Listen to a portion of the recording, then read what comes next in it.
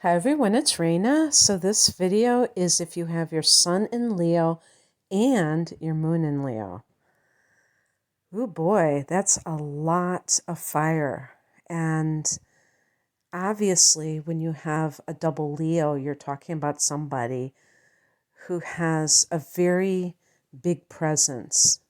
When they walk into a room, they're not going to be ignored. But boy, it would be interesting if your rising sign is Virgo or Pisces or Cancer, something that's very subdued or nondescript.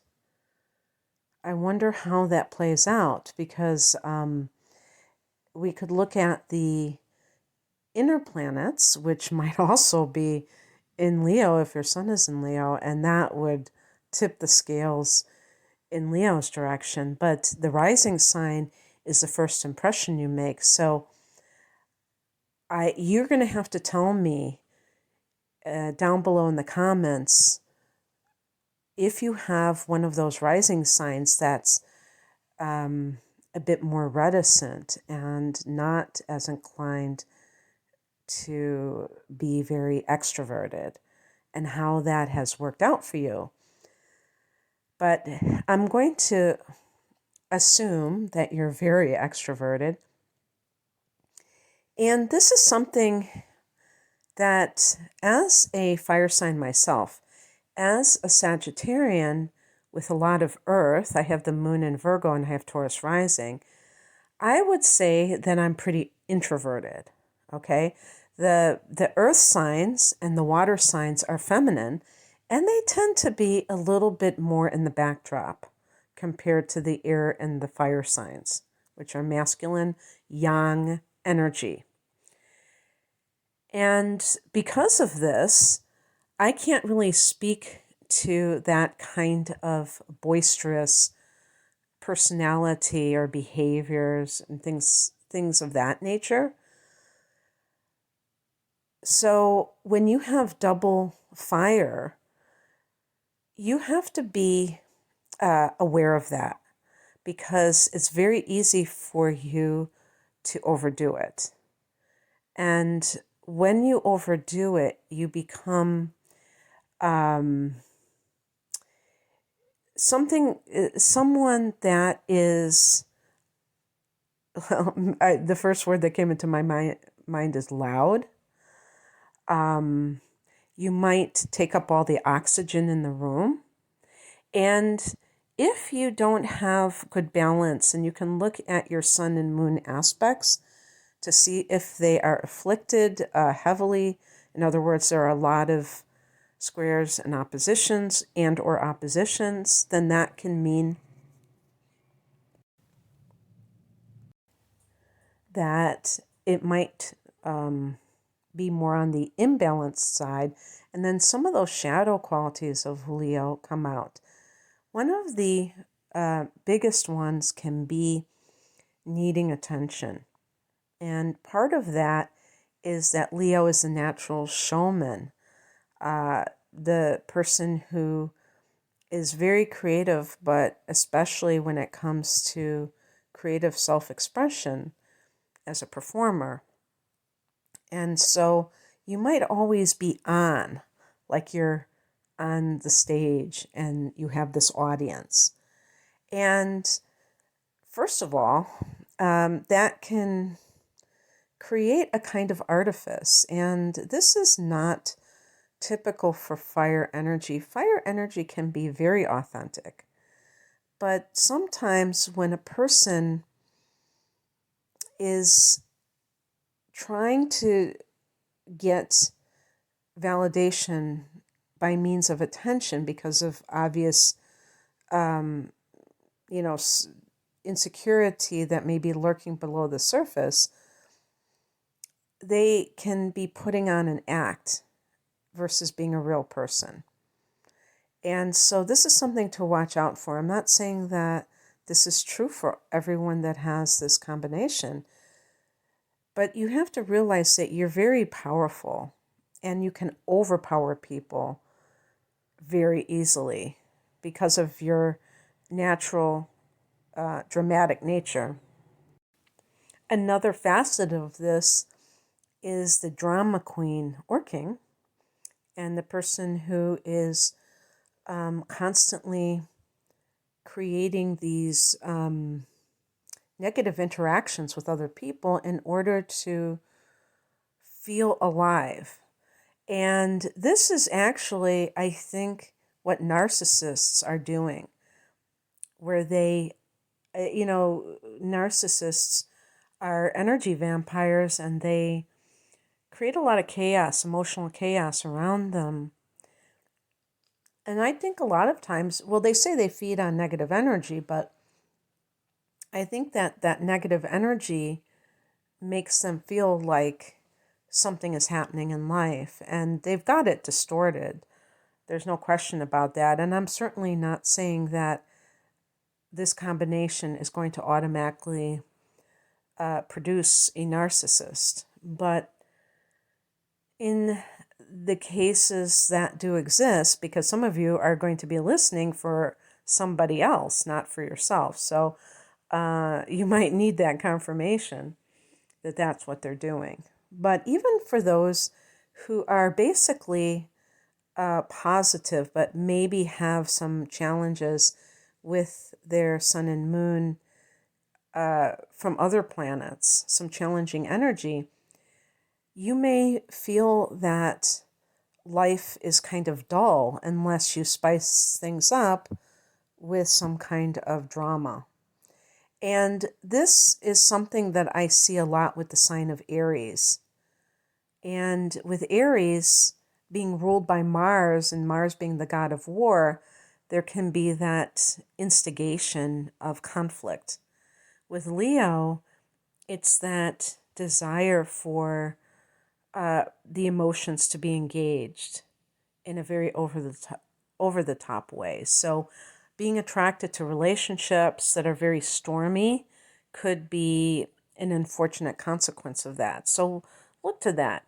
Understand the difference between passion and drama, because some people don't know the difference and they may think that their relationship is great because it's full of a lot of breakups and a lot of arguments, and they don't realize that they are in a situation that is very toxic and full of drama.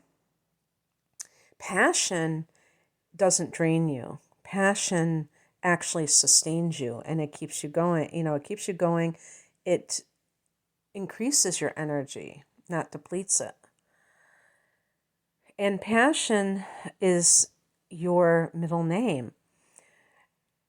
Double Leo. You are a combination that can really help other people to find their passion in life. So you would excel as a life coach for this reason, because you can impress upon people that life should not be just about keeping their body alive or checking off things on their to-do list, that we are here for a grander purpose.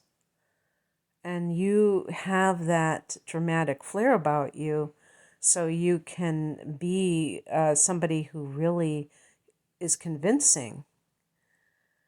And so in terms of professions, obviously the creative arts would be at the top of my list, because Leo is ruled by the sun, and the sun is the ultimate creative force. And Leo rules the fifth house of creativity and love. You are an absolute romantic, but you're also a very creative person. So you, even if you're doing something dry like accounting, you better have a creative outlet, because that is something that you need in order to be very happy, fulfilled. And another thing that the fifth house represents is children. And so Leo has an affinity with children and can be quite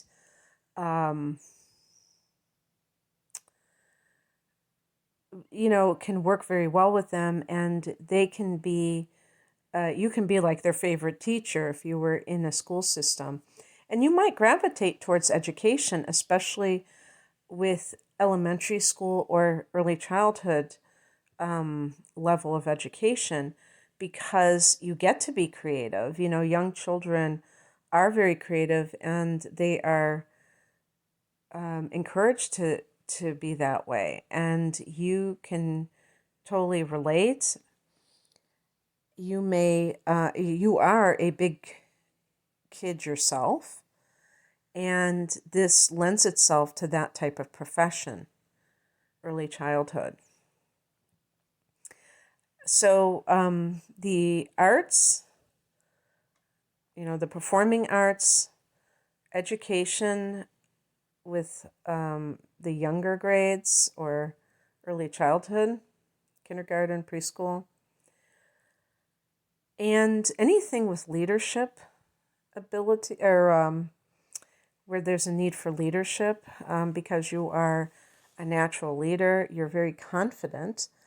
Typically, there's always going to be exceptions. So any position where you are the head of it is going to be one where you are a natural fit. So that could run the gamut. And yet, I think that you are best in a situation where you do get to express your creative side, and even your gift for being able to dramatically talk about things. A college professor can make the curriculum very interesting by their delivery. So it can even be in academia. So there's a warmth that comes from Leo that is, the warmth of the sun, I guess you would call it. And a well-balanced Leo person is very magnanimous. So even if they're confident, they want to bestow that confidence on others. They want to kind of inject it into other people and make them feel good about themselves. You know, a Leo is imbalanced when they're a bully, a petty tyrant, or something like that. I got that term petty tyrant from the late Wayne Dyer, and I really like that because it is petty. I mean, even if somebody is a boss and they have 12 people under them, that's a relatively small pond, and yet that person acts like they're the king of the world or something. So that is, you're very versatile, and this combination can really produce a workaholic. You do tend to be quite of that sort of thing. With the moon in Leo, watch out for any arrogance and condescension that you might give to others. Always be very respectful of others and not think that you're better than other people, because the moon will naturally, I think, display some of the shadow elements. Be mindful of not hogging all the attention. Even if you naturally get it, like people tend to flock to you, that you're popular, try to be more like your opposite sign, Aquarius, and more egalitarian, of wanting to kind of distribute all of those things and not be dominating the environment. And be more flexible, because this is a double fixed energy. Oof. That can lead to a lot of stubbornness, and some of this can be prideful, because you don't want to admit that you're wrong about something. Be able to apologize freely, and don't kind of have this facade of confidence that is really masking some insecurity where you're not able to admit when you're wrong, to apologize, to admit that you are insecure sometimes, because it can be very easy for you to put on an act. So expressing your vulnerability, and that takes me to another thing, which is Scorpio, because I do, sometimes when I'm doing personal readings, I get people who are Leos, or maybe they have the moon in Leo, and they have, let's say, Mars in Scorpio, or they have Venus in Scorpio, or maybe both. And this can, and even the rising sign too, when it's within orb or within a certain degree span, there can be, that's a square. And I would just say, even if it's not an actual official square, just those two signs occupying the same chart, there can be a bit of difficulty within the personality at times. The temptation can be to kind of be a bit of, I was going to say, a diva. And this is coming from, like a square is a frustrating angle. So a person that has a square between Leo and Scorpio personal planets, they may have a distorted sense of themselves, and they are trying to accomplish things coming from the wrong perspective. And these things may be as a result of somebody else's mistreatment of you. So if you come from a background of abuse and that sort of thing, be aware of how you interact with others, and if there's a tendency to try to present yourself in this invulnerable light to mask insecurity and things like that. Because Scorpio is a fixed sign as well, and that stubbornness can lend itself to being uncooperative with others and thinking that I don't have to give people an explanation. I don't owe anybody an explanation. I can just do whatever, whenever, and not respect that person's right to also have some say in whatever is going on. Like if you're on some kind of team at work, and maybe you have to be a team player, and you may feel this sense of wanting to be the person that is in charge. And I do think that Leo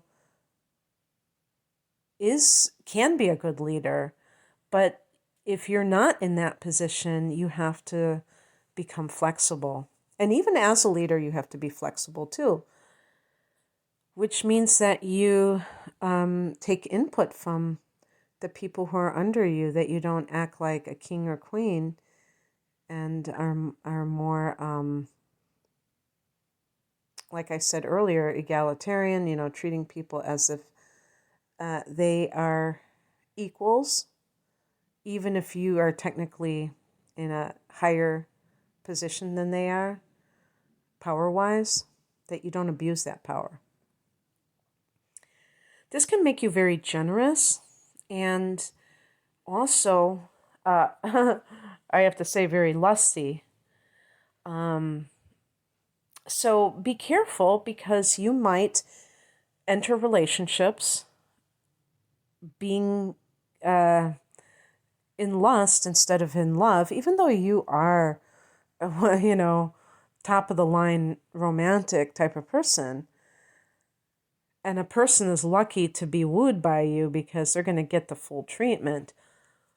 But being generous and being lusty don't mix, and you could easily meet somebody that you will open your wallet for, male or female, by the way. This is not just limited to males.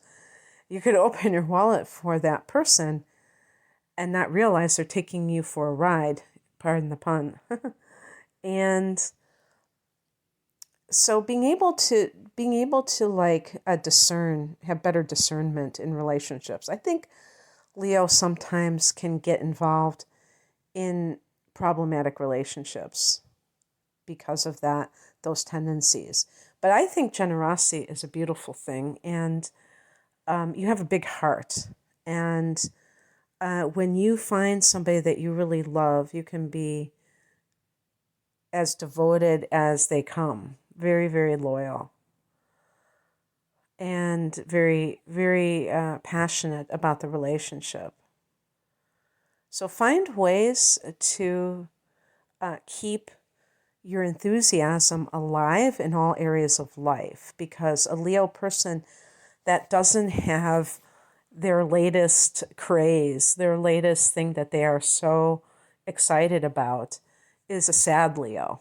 And we don't want sad Leos. We need you guys to boost everybody's spirits, because you are the natural cheerleaders of the zodiac.